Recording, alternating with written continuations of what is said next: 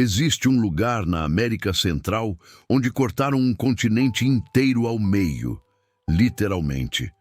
Estamos falando de uma obra tão absurda que matou mais de 25 mil pessoas, faliu uma das maiores empresas da época e quase provocou uma guerra entre potências mundiais.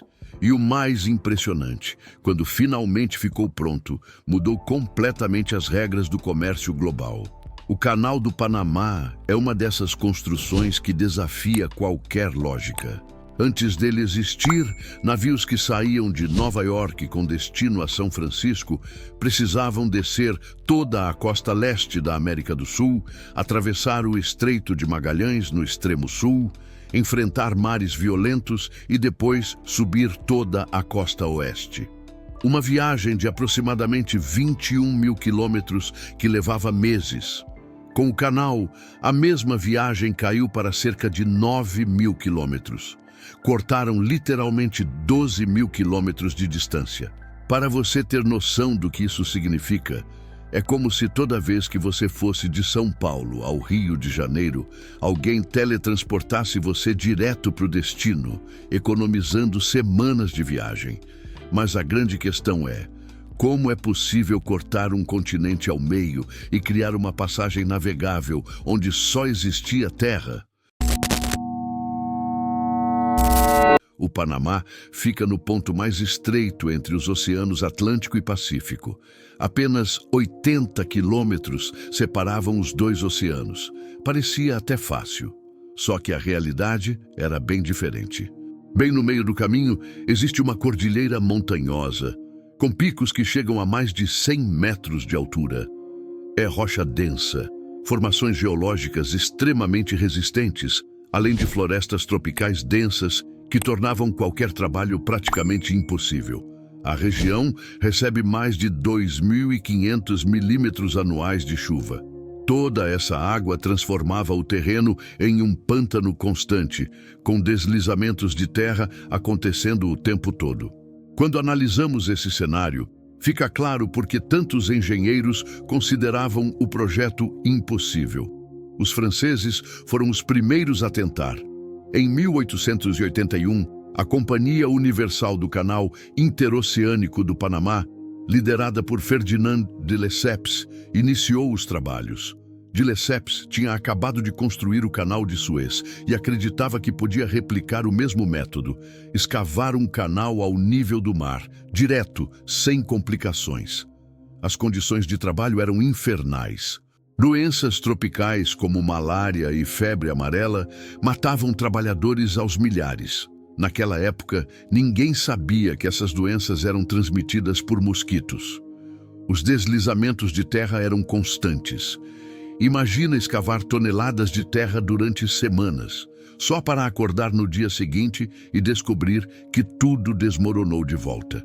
E tem um detalhe técnico crucial que os franceses ignoraram. Os oceanos Atlântico e Pacífico não estão no mesmo nível. Tentar conectá-los com um canal simples ao nível do mar criaria correntes violentas e instabilidade permanente. Depois de 8 anos, a empresa francesa estava quebrada. Gastaram mais de 287 milhões de dólares da época e não conseguiram nem completar metade da obra. Em 1889, declararam falência. Mais de 20 mil pessoas haviam morrido. Foi um dos maiores desastres da engenharia moderna. Os Estados Unidos observaram o fracasso francês e perceberam algo fundamental. Um canal ao nível do mar simplesmente não ia funcionar. Em 1904, os americanos compraram os direitos do projeto e recomeçaram do zero. Mas antes de começar a escavar, fizeram algo que os franceses ignoraram: combateram as doenças.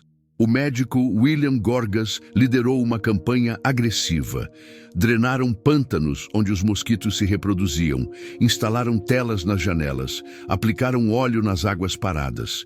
As mortes por malária e febre amarela caíram drasticamente.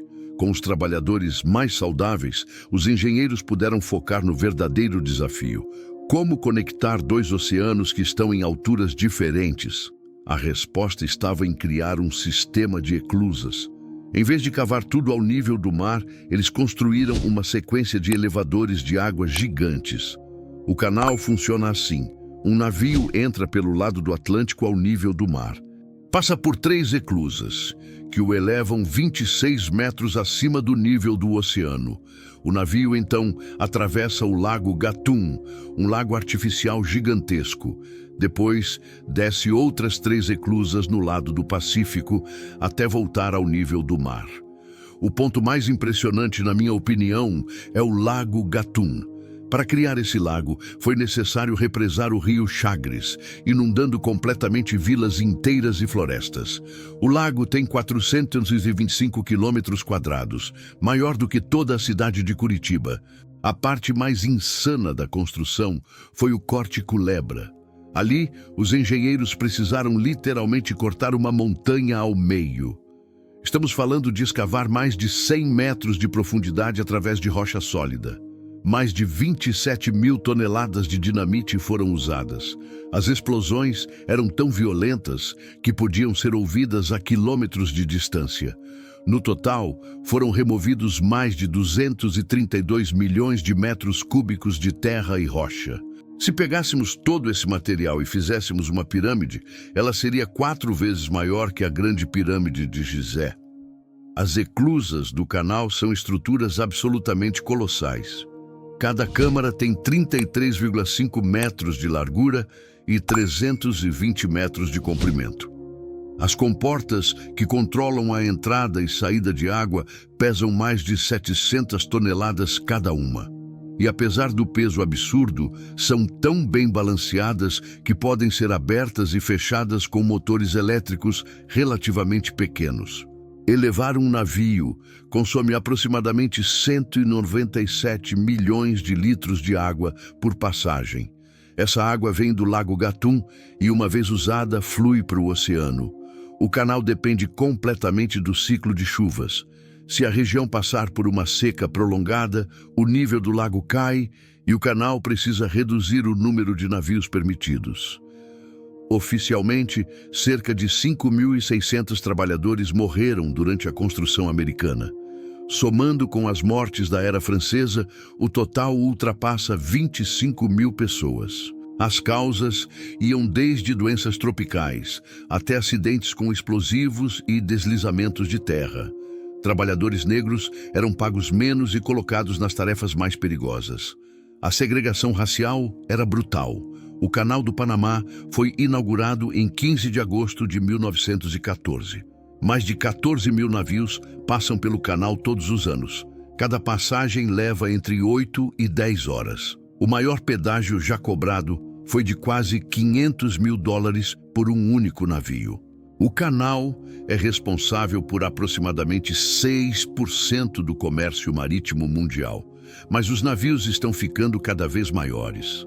Navios porta-contêineres modernos são tão grandes que não cabem nas eclusas originais. Para resolver isso, o Panamá iniciou em 2007 um projeto de expansão gigantesco.